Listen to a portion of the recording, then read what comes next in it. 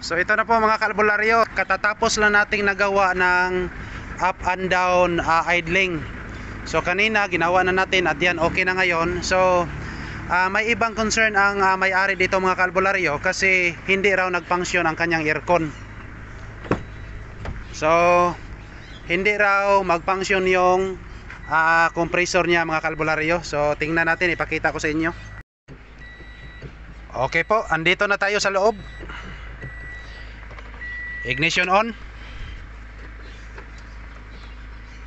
Start tayo. Ayan po.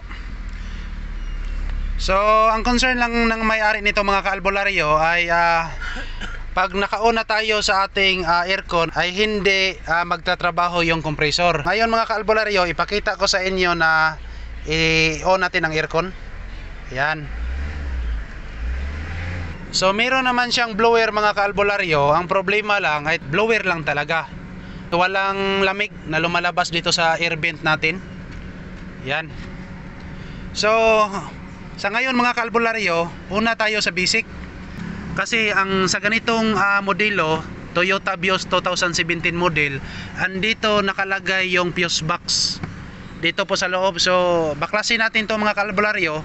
Tapos makikita natin dito sa loob na mayroong fuse box dito. Okay po, let's proceed. Gikuot-kuot ko na ang baba sa atay ngayon mga kaalbularyo. Tiningnan ko lang ang kabuhi, baka wala sa lugar. Mukhang nahirapan ako sa pagkulitog sa mga fuses dito. So ito na po mga kaalbularyo, nabuksan na natin to at na-check ko na lahat yung fuses dito at saka sa relay. So wala tayong nakikita na sira mga kaalbularyo. So sa ganitong modelo mga kaalbularyo, meron tayong tinatawag na aircon control module.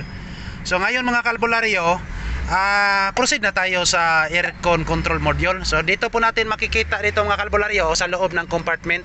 So kailangan baklasin natin tong compartment mga kaalbularyo. So ito na po mga kaalbularyo, ito po ang tinatawag nating aircon control module. Yan. So ito po ang aircon control module ng isang Toyota Vios 2017 model. So ito po mga kaalbularyo. So paano natin maalamin mga kaalbularyo kung ito talaga ang sira?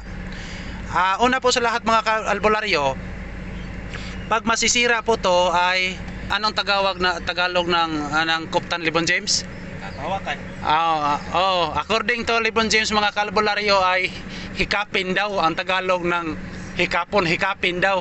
Pero nagsuggest si Sir dito mga kaalbularyo, yung may-ari na hawakan daw. So anong masasabi niyo mga kaalbularyo? Sinong sakto dito? Si LeBron James o si Sir? Okay. Let's proceed to our topic mga kaalbularyo, no. Pag masisira to, pag hawakan niyo ang module ay umiinit yan. Yan. Ayan parang pandesal mga kaalbularyo yung bagong haon.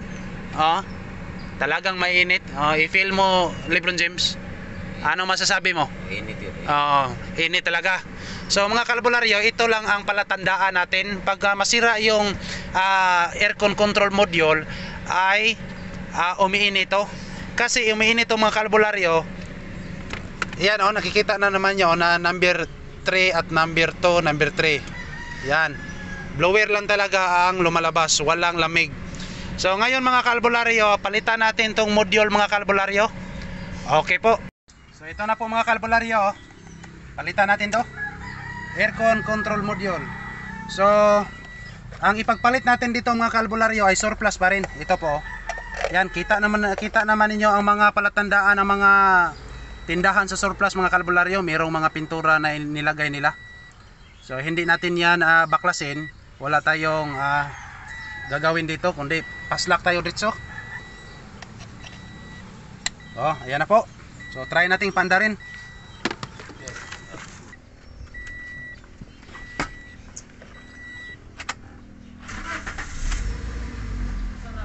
So ito na po mga kaalbularyo, ang ginawa lang natin, pinalitan lang natin ng aircon control module. So ayan na po. So ngayon mga kaalbularyo, talagang okay na yung aircon ngayon. Ayan So problem solved na naman tayo dito mga kaalbularyo. Ito lang po ang ang aircon control module lang talaga ang ating pinalitan. So ayan po, okay na. Okay, problem solved. Once again, to God be all the glory. Maraming salamat po.